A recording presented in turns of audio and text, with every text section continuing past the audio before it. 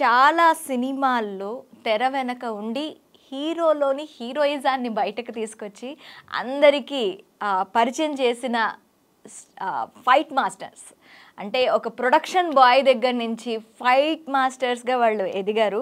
So ఆ క్రమాన్ని ఎలా ఎదిగారు, వాళ్ళకి ఎలా ఛాన్సెస్ వచ్చాయి, ఇవన్నీ డీటెయిల్గా అడిగి తెలుసుకునే ప్రయత్నం చేద్దాం.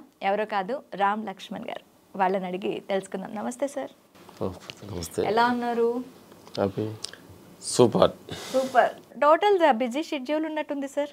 ఇది లేదు అంటే పెద్దగా లేదు, ఇప్పుడు రిలాక్స్గానే ఉన్నాం ప్రస్తుతానికి. అసలు ఎక్కడి నుంచే సార్ మీరు? అంటే మీ ప్రాపర్ ఎక్కడ? 2 ప్రాంతాల నుంచి వచ్చి ఉన్నాం మనం. అందుకని నాకు తెలిసిన ప్రాంతం చెబుతాం, తెలియని దానికి ఇంకో ప్రాంతం గురించి మేము అన్వేషణలో ఉన్నాం. మేము ప్రకాశం డిస్టిక్ కారంచేడు మండలం నందిగుంటపాలెం అనే ఊరు నుంచి బయలుదేరి చెన్నై వెళ్ళి, చెన్నై నుంచి హైదరాబాద్ ప్రస్తుతానికి ఈ ట్రావెల్లో నడుస్తుంది. ఇంకా ప్రస్తుతానికి దేహం వచ్చిన ప్లేస్, అసలు ఆత్మ వచ్చిన ప్లేస్ ఎక్కడ ఉందో అనేది దాని గురించి అన్వేషణలో ఉన్నాం. దానికి ఇంకా క్లారిటీ రాలేదు, ఎందుకంటే ఇది తెలిసింది చెబుతున్నాం. కంప్లీట్ డివోషన్ పాత్ వైపు వెళ్తున్నారు అనమాట. ఓకే సార్, మ్యాక్సిమం అంటే అప్పుడు ప్రకాశం దగ్గర కారంచేడు కొంచెం కాస్తో కూస్తో ఘాటుగా ఉండే ఏరియా. అక్కడి నుంచి చెన్నై ప్రయాణం అసలు ఎందుకు అనిపించింది? సినిమాల వైపు ఎందుకు నడిచారు? సినిమా వైపు నడవాలని కాదు, అసలు బయటికి వెళ్ళాలి అంటే ఆ విలేజ్లో నుంచి ఇంకొక ఏదో ఒక ప్రాంతాన్ని ఇంకో వే చూడాలి అనేది మైండ్ మాకు క్లారిటీ వచ్చింది. అప్పుడు మ్యారేజ్ చేసుకుందామని మా వాళ్ళు అనేవాళ్ళకి లేదు, ఏదో సాధించాలి ఏదో అనే గోల్ ఒకటి వచ్చింది. ఏంటి ఏమి తెలిసేది కాదు మాకు. చదువు లేదు, మిలిటరీకి వెళ్ళడానికి ప్రయత్నించాము, అక్కడేం పెద్ద వర్కౌట్ అంటే చదువు లేదేం లేదు. అందుకని అప్పుడే మనం ఏదైనా ఒక ప్రయత్నించినప్పుడు ఆ ప్రయత్నంలో మాకు కంప్లీట్ ఇంకొక దారి చూపిస్తుందని అప్పుడు మాకు ఒక రాజు మాస్టర్ గారు మాకు అక్కడ మా నాన్నగారి ఫ్రెండ్ ద్వారా అక్కడికి వచ్చేవాళ్ళు. సంతరావురు అయింది సొంత నెగిటివ్ ప్లేస్ ఫైట్ మాస్టర్. మా అన్వేషన్స్లో అది దొరికింది. అదే అక్కడ సినిమా ఇండస్ట్రీ కళామ తల్లి. కానీ చదువు, మతం, కులం, ప్రాంతం భేదం లేదు, మనకు టాలెంట్ ఉంటే వెల్కమ్ చెప్పే ఒక అద్భుతమైన కళామ తల్లి మమ్మల్ని వెల్కమ్ చెప్పింది. అప్పుడు 86 చెన్నై వెళ్ళారు. సో చెన్నైలో అడుగు పెట్టిన తర్వాత ఎలా అనిపించింది మీకు? కంప్లీట్గా ఒక పల్లెటూరు నుంచి ఒక సిటీకి వెళ్ళారు, అక్కడ వాతావరణాన్ని అడ్జస్ట్ చేసుకోగలిగారా? అంటే మళ్ళీ మేము లుంగి కట్టుకొని పొలం చేసేవాళ్ళమే. చెన్నై వెళ్ళి ఆ ప్యాంట్ వేసుకొని ఆ ప్యాంటు అసలు తమిళ్ తెలీదు. బాధ 2 రకాల బాధలు, బట్టలు లేకుండా బాధ ఒకటి, వాడిని ఎలా వేసుకోవాలన్న బాధ ఒకటి. అంతే, బట్టలు లేకుండా బాధ ఏం లేదు. ప్యాంటు నుంచి లుంగి నుంచి ప్యాంటుకి వచ్చేటప్పుడు మారేటప్పుడు కొంచెం ఏదో తెలియని అంటే కొంచెం అనీజీగా అనిపించేది. అది ఒకటి. ఆ తర్వాత ఆ ప్రాంతంలో తెలుగు తెలియదు, చదువు రాదు, కొంచెం ఆ తమిళ్ వాతావరణం, ఫుడ్ గిడ్ అంతా కొంచెం ఇక్కడ మేము కారం మసాలా తమిళ్లో కొంచెం కారం తక్కువగా ఉంటుంది. అవన్నీ అడ్జస్ట్ అవ్వడానికి కొంచెం టైం పట్టింది. పోగ అంతా కొంచెం ఆ ఫేషియన్సీగా మన దగ్గర ఉంటే ప్రకృతి మనల్ని ట్యూన్ చేసుకుంటుంది, బాడీ ట్యూన్ చేసుకుంటుంది, మనం అడ్జస్ట్ అయిపోద్ది. ఆ ట్యూనే అయ్యేదాకా మనం ఆ ఫేషన్స్ లేకపోవటమే మనం నాకు అది నచ్చలేదు, ఆ ప్రాంతం బాగాలేదు, ఈ ప్రాంతాలు బాగుంటాము.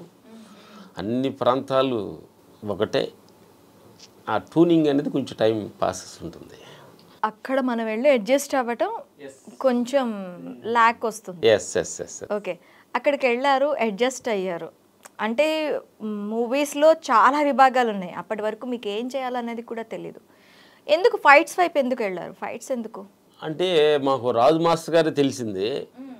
కొంచెం ఫిజికల్గా కొంచెం ఊర్లో కొద్దిగా బండలు లేపడం, కరసాలను తిప్పటం, కొంచెం ఆ యాక్టివ్ అలాంటి ఒక బాడీ లాంగ్వేజ్ తెలిసినందువల్ల అదే కొంచెం మాకు ఈజీగా అనిపించింది. రాజు మాస్టర్ ట్రూ వెళ్ళినందువలన అవే తప్ప మాకు 2 వే కనిపించలేదు.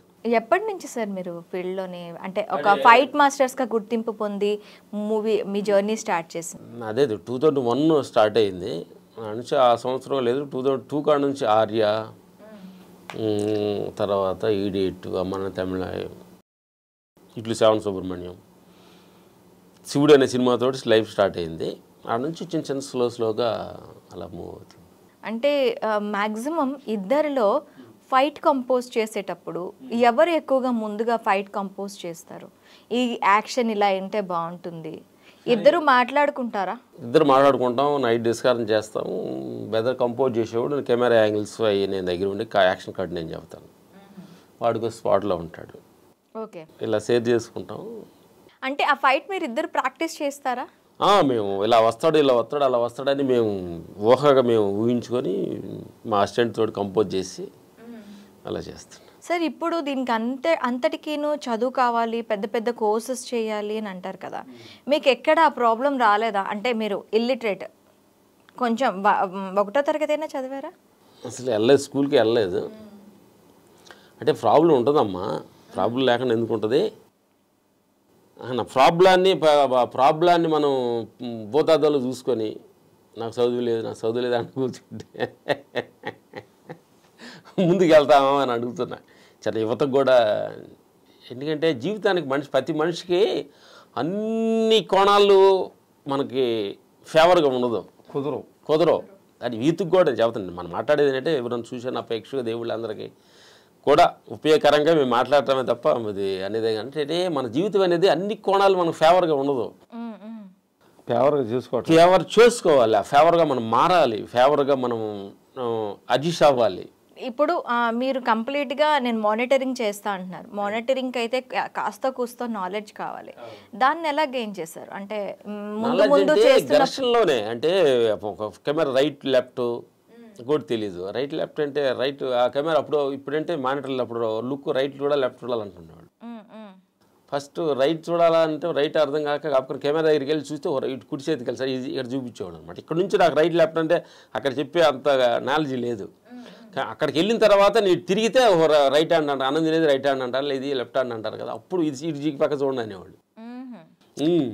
రైట్ లెఫ్ట్ కూడా మాకు అంత ఫస్ట్ శివుడి సినిమాకి కెమెరామెన్ అంటుండేవాడు రామలక్ష్మికి వాళ్ళకి ఎవడే ఫైట్ మాస్టర్ ఛాన్స్ ఇస్తే రైట్ లెఫ్ట్ కూడా తెలియదు అంటున్నారు. అది వినిపిస్తుంది, విన్నట్టుగా ఉండేవాళ్ళు. తెలియలేదు కదా, దానికి మనం కోప్పడి బాధపడాల్సిన అవసరం లేదు. తెలియదు అన్నారు వాళ్ళు. మనం దానికి సీరియస్గా నాకు తెలియదు అన్నారని బాధపడాల్సిన అవసరం లేదు, పొంగ తెలుసుకున్నాం. అంటే మీరు అందరూ వీళ్ళు అన్నీ నేర్చుకొని కాస్తో కూస్తో నాలెడ్జ్ పెంచుకొని అక్కడ వరకు వెళ్తారు, కానీ మీరు నాలెడ్జ్ గైన్ చేస్తూనే ఆ వర్క్ని కంప్లీట్ అన్నీ సినిమాలోనే తినటం నేర్చుకున్నాం, సినిమాలోనే మాట్లాడటం నేర్చుకున్నాం, సినిమాలోనే పని నేర్చుకున్నాం, సినిమాలోనే ఫైట్ మాస్టర్ అయ్యాం. అంటారు చూడు కొంతమంది జాబ్లో కూడా అన్నీ వాళ్ళు జాబ్ ఇచ్చి అన్నీ నేర్పుతారంటారు కదా, అట్లా భగవంతుడు మాకు సినిమాని జాబ్ ఇచ్చి అన్నీ నేర్పాడు. ఆయన గొప్ప గురువు, ఆయన అంటే గైడ్, వెరీ గుడ్ గైడ్. ఆయన తెలుసుకుంటే కొంచెము మనం ఆయనకి ఫేవర్గా కొన్ని మనం టైప్ అయ్యి ఆయన శరణాగతి అయ్యి విశ్వానికి భగవంతుడికి కొంచెం శరణాగతి అయ్యి తెలియనట్టుగా మన ఓపికగా ఆయన దగ్గర మనం శరణాగతి అయితే ఆయన గైడ్ చేస్తాడమ్మా. అది మనుషులు కంప్లీట్ గా ఒక ఫైట్ మాస్టర్స్ ఏంటి అంటే మాక్సిమం విలన్లో విలనిజాన్ని అలాగే హీరోలోని హీరోయిజాన్ని చూసేవాళ్ళు దేవుడు తత్వం అంటే భయం వేస్తుంది.